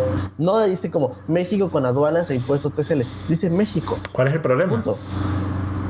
No, que es una promesa que no cumplió, que es una mentira. Que no es una. No, Alejandro. Sacó dinero del departamento de una cosa, Alejandro. Fondos militares. Una cosa, bueno, técnicamente fondos militares en defensa de la soberanía nacional. Dentro de ello está un muro para evitar justamente el ingreso de personas, de las cuales algunos van a terminar cometiendo crímenes en el país. Así que está justificado el uso en los fondos de defensa nacional. Pero no, está justificado, pero tú dijiste que fue una mentira. Utilizó el populismo de este país va a pagar un muro que yo voy a construir y así va a ser. Entonces es populismo. Dime qué es populismo. El populismo de izquierda y populismo Alejandro, de derecha. Todas las promesas de campaña de mierda y también Alejandro, todas las promesas no cumplidas de un político son mentiras. ¿Perdón? Todas las promesas no cumplidas de un político son mentira. Si dices que todas las promesas son cumplidas, sí. No. Sí. Dice todas las promesas que un político no cumple son mentiras de ese político. Si tú dices que las cumpliste todas, sí. Ok, si tú te refieres, efectivamente.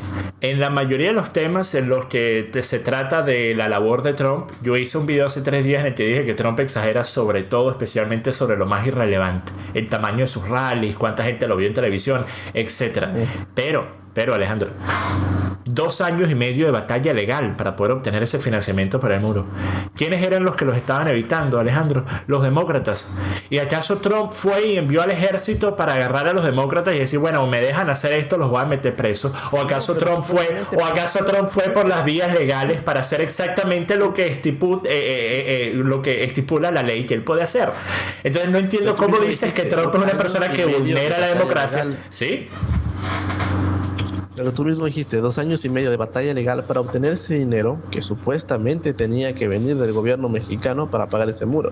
Y que de hecho acordémonos que Enrique Peña Nieto, cuando Trump era candidato, invitó a Trump a México y también invitó a Hillary Clinton. Hillary Clinton no fue.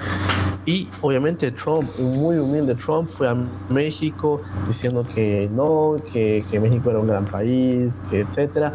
Y después que cuando se reunió en privado con Enrique Peña Nieto le dijo cara a cara que México no iba a pagar el muro. ¿Por qué? Porque Trump aún no era presidente. Alejandro, Alejandro, ¿quién es más fuerte, Estados Unidos o México? Pues Estados Unidos, pues obviamente. Ok, una vez que ese muro esté listo y una vez que las formas de acceso sean menores, esto no va a terminar ni siquiera con el problema más grave. El problema más grave de inmigrantes ilegales es que llegan por medio de tener visas de turistas y después se quedan de más una vez que los 90 días o cualquier periodo de tiempo que le dieron. Claro. O sea, la inmigración ilegal es una fracción de realmente los que llegan y se quedan con visas de turistas. Exacto. Nunca vuelven. Pero una vez que este muro esté listo, allí es cuando Trump puede renegociar los acuerdos de comercio con México de la misma forma que lo hizo con China, con la pequeña diferencia que con China no pudo ganar porque China no se dejó someter. Entonces a China se le impusieron tarifas y China les devolvió las tarifas a Estados Unidos, pero México no puede darse ese lujo. Así que Trump efectivamente al cabo de 3-4 años más pudiera obtener gran parte del dinero gastado en el muro en retorno por medio de implementarle tarifas a los productos y a los bienes que compre México de Estados Unidos. Pudiera hacerlo. Pudiera, no es algo que ha pasado. Podría pasar, pero no es algo que ha pasado. Por el momento Estados Unidos ha sacado de su bolsillo un muro que, como tú bien dices, la mayoría de la inmigración ilegal no pasa por ahí, pasa por personas que van y se quedan de turistas con sus visas de turismo. Y no por eso vas a cerrar todos los consulados de Estados Unidos en el mundo. ¿Sabes qué? A mí no me entran turistas porque Estados Unidos recibe millones de turistas, es el segundo o tercer país más visitado del mundo en número de turistas. Entonces no por eso vas a cerrar todos los consulados y que no te entre ningún turista.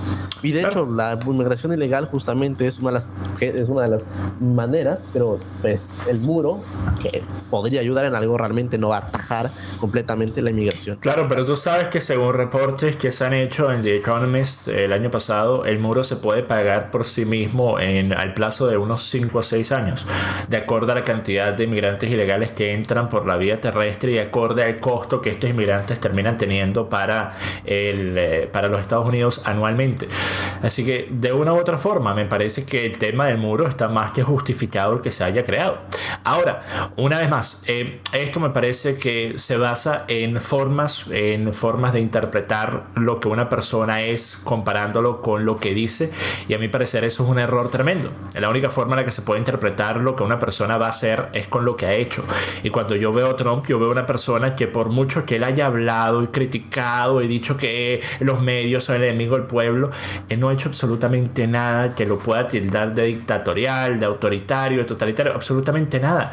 Se ha pegado a la ley, se ha pegado a las reglas, así que por eso es que verdaderamente cuando hablo con personas como tú, me pareces una persona sumamente coherente, sumamente lógica, y estoy seguro que en otros temas eres sumamente objetivo, pero aquí pienso que tienes lo que se llama el Trump Derangement Syndrome, que odias tanto a Trump que cualquier oponente de Trump siempre va a ser mejor alternativa que Trump. Mira, no, yo creo que siempre he tratado de ser objetivo, y por ejemplo, yo apoyé muchísimo, y de verdad muchísimo, la política de Trump con respecto a Venezuela, porque de verdad, o sea, yo creo que un demócrata en su lugar no habría tenido la misma fuerza para ejercer esa presión, ¿no?, a Venezuela. Yo creo que hay cosas que destacar de Trump, y ha sido justamente una de sus políticas con Venezuela, a pesar que Guaidó no ha hecho absolutamente nada, que ha sido el apoyo a un eventual gobierno de transición.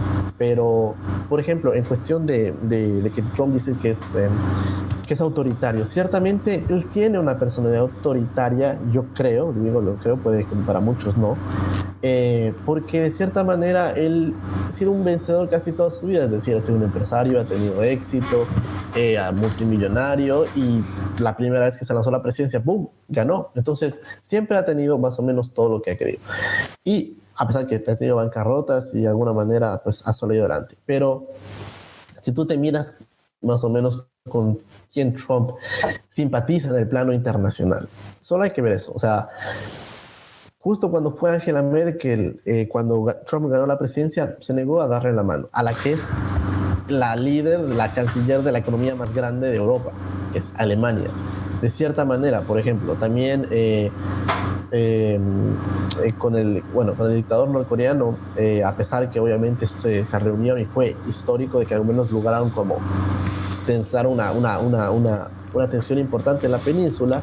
De alguna manera, incluso en los rallies de Trump decía, sí, Kim Jong-un me envió hermosas cartas. Es decir, le gusta de alguna manera como compartir, parece como que tiene un mejor feeling, por decirlo así, con líderes autoritarios, independientemente de las ideologías. Vladimir Putin, que es de centro de derecha. Grande Putin. Putin es uno de los mejores gobernantes del planeta Tierra actualmente. ¿Quién? Vladimir Putin. Sí, uno de los mejores presidentes del planeta actualmente. ¿De qué forma puedes criticar a Putin, Alejandro? Prácticamente está atornillado en el poder. Claro. A costa de... ¿Cuál es el problema? ¿Has visto a sus contrincantes, Alejandro? Pues claro, pero si tú controlas... Mira, por ejemplo, en la elección si Rusia hubiera una alternativa que fuera unos conservadores, nacionalistas, pero que respetaran a todos, unos humanistas, ecologistas, bueno, perfecto, pudieras decir, vamos a votar por ellos. ¿Quiénes exactamente están en Rusia siendo los contrincantes de Putin? Navalny.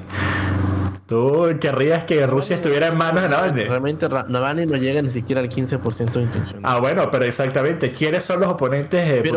Pero aquí está el punto. Cuando tú controlas todos los medios de comunicación, ¿cómo realmente das el espacio para que surjan alternativas? No hacen falta alternativas en países como Rusia. No hay espacio para alternativas en países como Rusia. En Venezuela tampoco. En Venezuela no debería haber ningún espacio para ningún grupo de izquierda, por lo menos por una generación. Ningún espacio. Ni en la prensa, ni en la radio, ni debajo de las rocas, en ningún lado. Hay países que requieren de un cambio drástico para poder sacarlos de una etapa que fue importante en su historia. No se puede aplicar la misma política de Inglaterra en Tailandia o en las Filipinas, ¿verdad? obviamente cada país tiene su manera. Singapur no es que sea una hermosa democracia, son los países más ricos del mundo. China no es una hermosa democracia, es una dictadura, pero es la segunda potencia. Singapur es una dictadura y Singapur es un país con una calidad de vida tremenda, si bien tiene problemas sociales, pero tiene una calidad de vida excelente. Sí, por lo que... Pero hablando en el contexto, al menos, bueno, Rusia, acuérdate que obviamente siempre fue un imperio, la Unión Soviética nunca tuvo realmente una democracia ejemplar, entonces de alguna manera, pues el pueblo ruso siempre ha estado acostumbrado o a zares o a dictadores, y bueno, Vladimir Putin se ha tornado al poder, no hay ninguna duda de por qué lo ha hecho, pero pues, ciertamente, y eso lo tienes que saber muy bien, que Rusia son los países más pobres de Europa.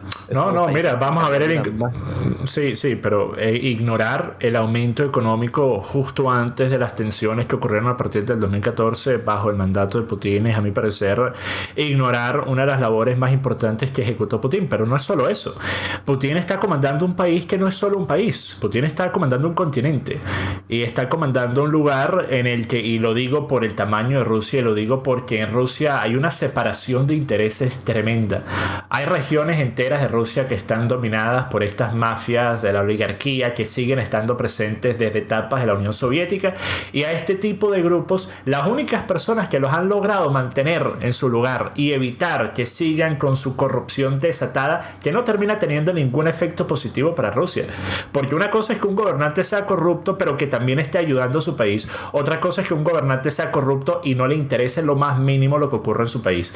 Entonces cuando nosotros vemos que Putin es efectivamente la persona que está manteniendo en fila a todos los locos de Rusia, me parece que de la misma forma que tú mismo dijiste que si bien Gaddafi era un monstruo y una persona que cometió atrocidades que nosotros ni siquiera pudiéramos discutir aquí porque estamos en YouTube, tú mismo dijiste que es probable que Libia estaría mejor si lo hubieran dejado en su lugar. La misma cosa que dicen muchas de las personas que apoyaron a los Estados Unidos cuando sacaron a Saddam Hussein, y ahora resulta que están llorando porque resulta que dicen que donde quedó el vacío de Saddam Hussein entraron 50 Saddam Hussein nuevos.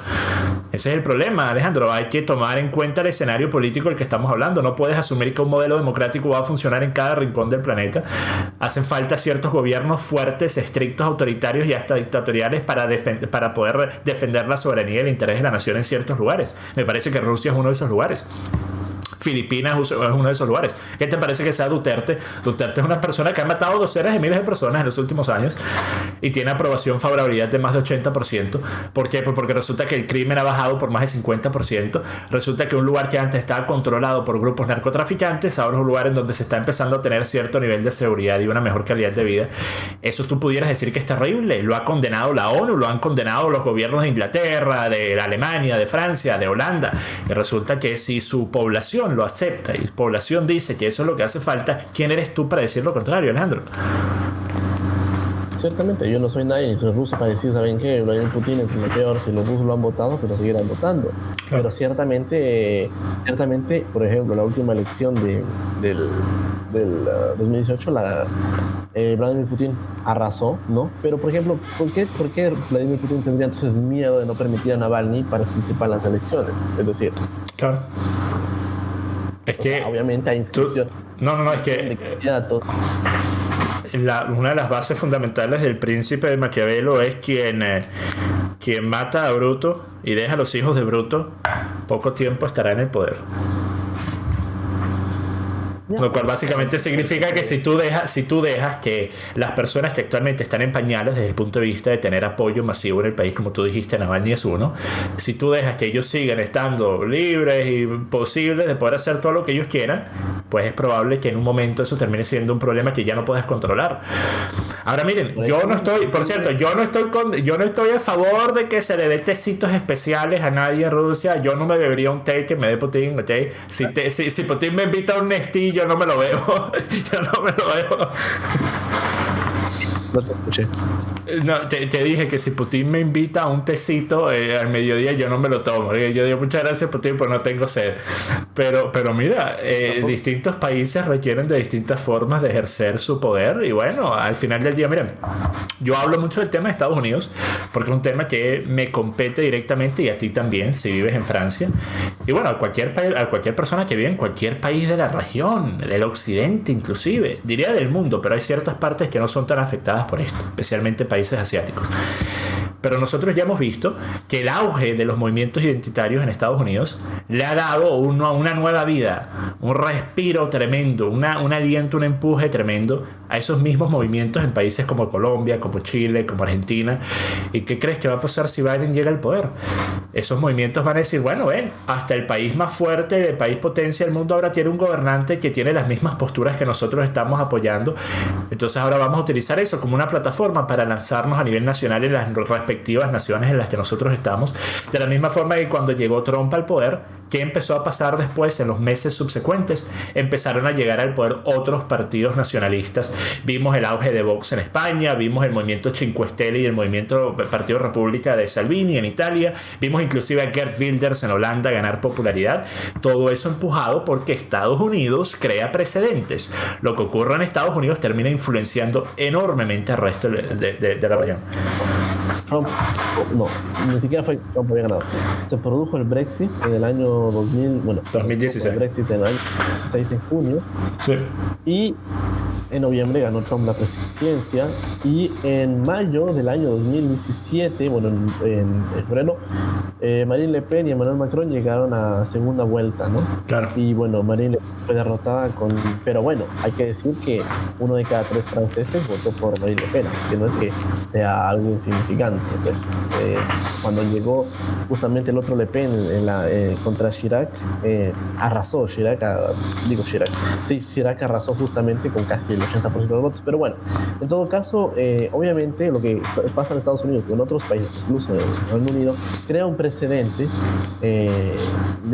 por ejemplo, igual lo que pasó en Latinoamérica, ¿no? Tuviste que Latinoamérica, y todavía se ve, en el año 2008 era prácticamente toda izquierda. Tenías Venezuela con Chávez, Lula, Argentina con Kirchner, tenías a Bachelet en Chile, tenías a Lugo en Paraguay, Bolivia, tenías Morales, Correa en Ecuador, y bueno, los únicos que salvaban creo que era Álvaro Uribe en Colombia.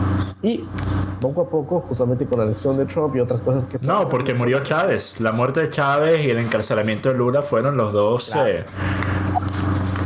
La institución de Dilma, la victoria de Macri, entonces obviamente y después la victoria de Bolsonaro, ¿no? Claro. Entonces son cambios que se van creando con obviamente Estados Unidos. Es irrefutable, ¿no? Claro. Entonces obviamente yo creo que pues la elección de un posible Biden obviamente va a tener repercusiones dependiendo la elección de Trump en la política internacional, pero como te digo, o sea, en Francia, al menos desde mi punto de vista, obviamente yo hablo con los franceses, o sea, ellos dicen, no, Emmanuel Macron es otro empresario realmente, etcétera, pero cada vez hay un apoyo más grande hacia Marine Le Pen, que igualmente han segura de llegar a segunda vuelta, pero no sé si gane en 2022 la presidencia. Claro, pero te diste cuenta que Macron terminó siendo más radical en muchas posturas de lo que hubiera sido Marine Le Pen, porque sabes que Marine Le Pen en sus posturas económicas era, no diría que socialista, porque tú sabes el término socialista se le aplica a cualquier persona que sea de izquierda, pero sí era mucho más a la izquierda que a la derecha en términos económicos. La razón por la que Marine Le Pen fue vista como una radical de extrema derecha por sus posturas migratorias y sus posturas con respecto al Islam. Eso es todo. Por fuera de eso, ella era una izquierdista en la mayoría de los temas más importantes, y yo pienso que eso fue lo que hizo que ella terminara perdiendo, porque ella tuvo unas actuaciones muy malas en el último mes antes de las elecciones, entrevistas muy malas, comentarios pésimos, simplemente no supo manejar el momento, y Macron apareció como este moderado, apareció como una persona que ni era muy para un lado ni muy para el otro, pero después terminó siendo aparentemente, según si vives en París, Macron es un dictador. Si vive en París, Macron es Napoleón Bonaparte. Bueno, ciertamente sí, o sea, como tú dices, lo apoyó prácticamente todo el espectro político, y ciertamente con lo que dices de Marine Le Pen, claro, o sea, obviamente ella, sus posturas económicas no era para absolutamente nada, pero no era absolutamente nada de derecha, pero era su postura al Islam y la inmigración, y bueno, sobre todo a la Unión Europea, no ella cuando quería llegar, quería tal vez estar un año en poder en Francia y ahí hacer una consulta sobre la permanencia de Francia en la Unión Europea o no, pero bueno. Claro. Entonces obviamente son procesos, como digo, diferentes, y en el caso para revenir o para volver al punto de Rusia, Mira, ¿qué te puedo decir? Sí, mucha gente admira a Vladimir Putin, pero como tú bien sabes, los que más admiran a Vladimir Putin generalmente son la gente de izquierda, la gente como que cree que Rusia todavía es un país por ahí socialista o un país de ese tipo de estilos, y que de hecho apoyan muchas veces a la dictadura de Venezuela y que apoyan inconscientemente a Vladimir Putin, cuando de hecho Vladimir Putin jamás permitiría en su país lo que está haciendo ahorita el régimen venezolano, por ejemplo. Claro, claro. Y mira, me parece que eso era cierto quizás más hasta hace probablemente 3 años, porque yo empecé a ver un cambio entre los conservadores en Estados Unidos. En Venezuela sigue siendo, en Venezuela yo sigo siendo una de las muy pocas, y muy pocas me refiero, se cuentan con los dedos de una mano y te sobran dedos, de personas que no son chavistas y apoyan a Putin. Y no es que lo apoyo, ¿verdad? Porque yo no puedo decir que me gustaría vivir en Rusia.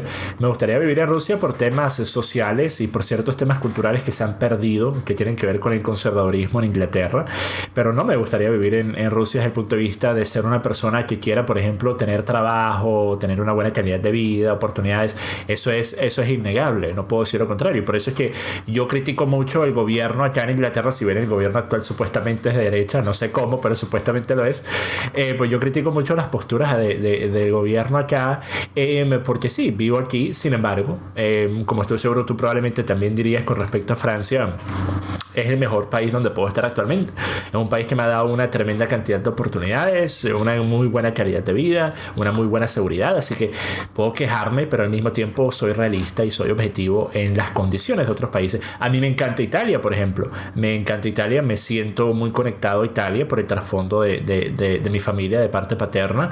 He ido a Italia incontables veces en los últimos años, me encanta, pero yo no pudiera vivir allí actualmente porque Italia es un país sin identidad y es lamentable pensar que el gran imperio, uno de los imperios, si no el más grande de la historia, termina siendo pues un lugar tan fraccionado, un lugar en el que tienes a poblaciones que están totalmente en contra unas a otras, que tienen formas totalmente diferentes de interpretar lo que debería pasar en su país, y por eso justamente no se pueden alinear a un movimiento nacionalista como el que promovía Salvini. Me parece una cosa lamentable porque pienso que la única forma en la que esto termina desarrollándose es en un cambio que ya no pueda ser contenido, que ya no pueda ser revertido, un cambio cultural y social y demográfico también, que termina cambiando por completo lo que era el país una vez. Y pienso que eso es justamente lo que va a pasar bajo un mandato demócrata, y no me interesa si es este año o si es en el 2024. Esto va a pasar. Estados Unidos va hacia ese lugar en el que el cambio demográfico va a hacer que sea cada vez más difícil que alguien que esté a la derecha pueda ganar, hasta el punto de que sea imposible hacerlo. Las políticas identitarias van a crear el mismo tipo de problemas que tienen países como Suecia o que tienen países como el país en el que tú vives, Francia, en el que tienes sociedades. Sí, eso sí, te lo puedo decir, que aquí hay una difícil tarea con la integración de ciertas comunidades, y eso lo he visto yo en primera mano.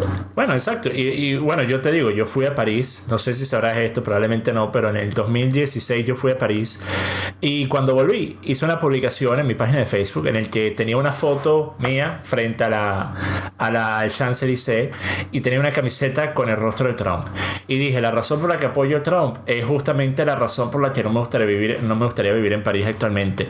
Es un vertedero, una cosa que me dio una tristeza tan grande el escuchar los relatos de mi mamá sobre la época en la que ella vivía en París. Ella vivió en París por 3 años. Ella me contaba lo hermoso que era todo, lo limpio, lo seguro, lo bello, y yo voy, lo primero que veo al salirme del aeropuerto y montarme en el metro, lo primero que veo es un sujeto de cierto grupo demográfico que no puedo mencionar porque estoy en YouTube, inconsciente, de borracho o drogado en el piso, y se había orinado. Entonces había un charco de orina en medio del metro.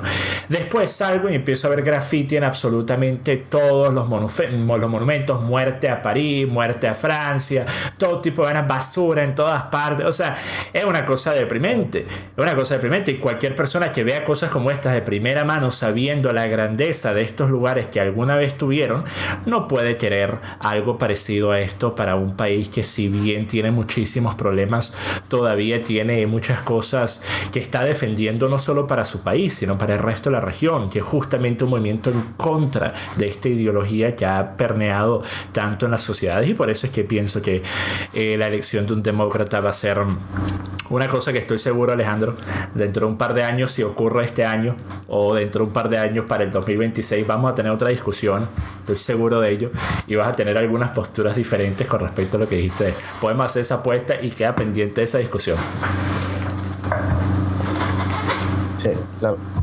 Bueno, para ir terminando, como te digo, o sea, uno no sabe cómo también, eso sí quiero ser muy claro, uno nunca sabe cómo empieza un proceso democrático y cómo termina, ¿no? O sea, porque eso, y en cualquier proceso político, o sea, de izquierda a derecha, o sea, tú sabes cómo comienzas votando, el partido comienza a mutar, el país comienza a mutar, y así fue lo mismo pues con el chavismo, no empezó democrático, terminó siendo dictatorial, y así otros procesos. Entonces, es evidente que hay una cuestión demográfica en Estados Unidos, que obviamente cada vez hay más latinos, y eso se va a seguir, pues obviamente va a seguir expandiéndose.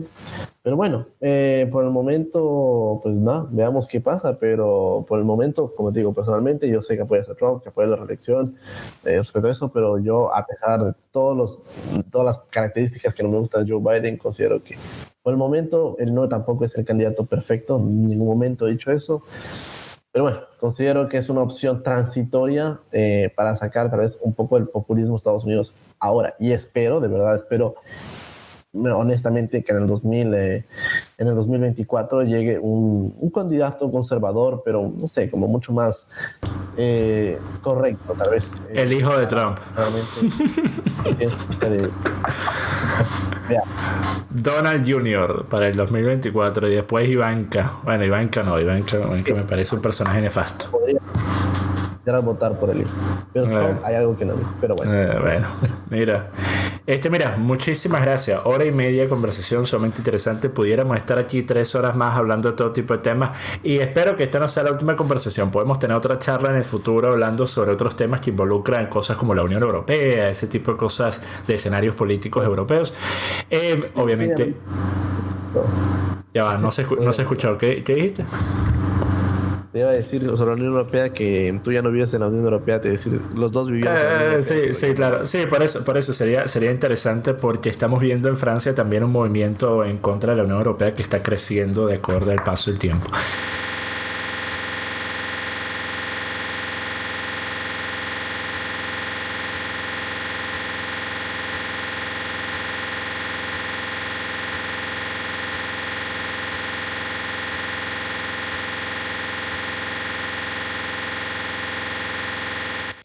Pero mira, muchísimas gracias por tomarte el tiempo y a ustedes, mi gente, espero que les haya gustado este intercambio, este debate. Por lo menos estuvo mejor que el debate presidencial en los Estados Unidos. Hasta la próxima, mi gente. Hasta la próxima. Exactamente, hasta la próxima. Paz.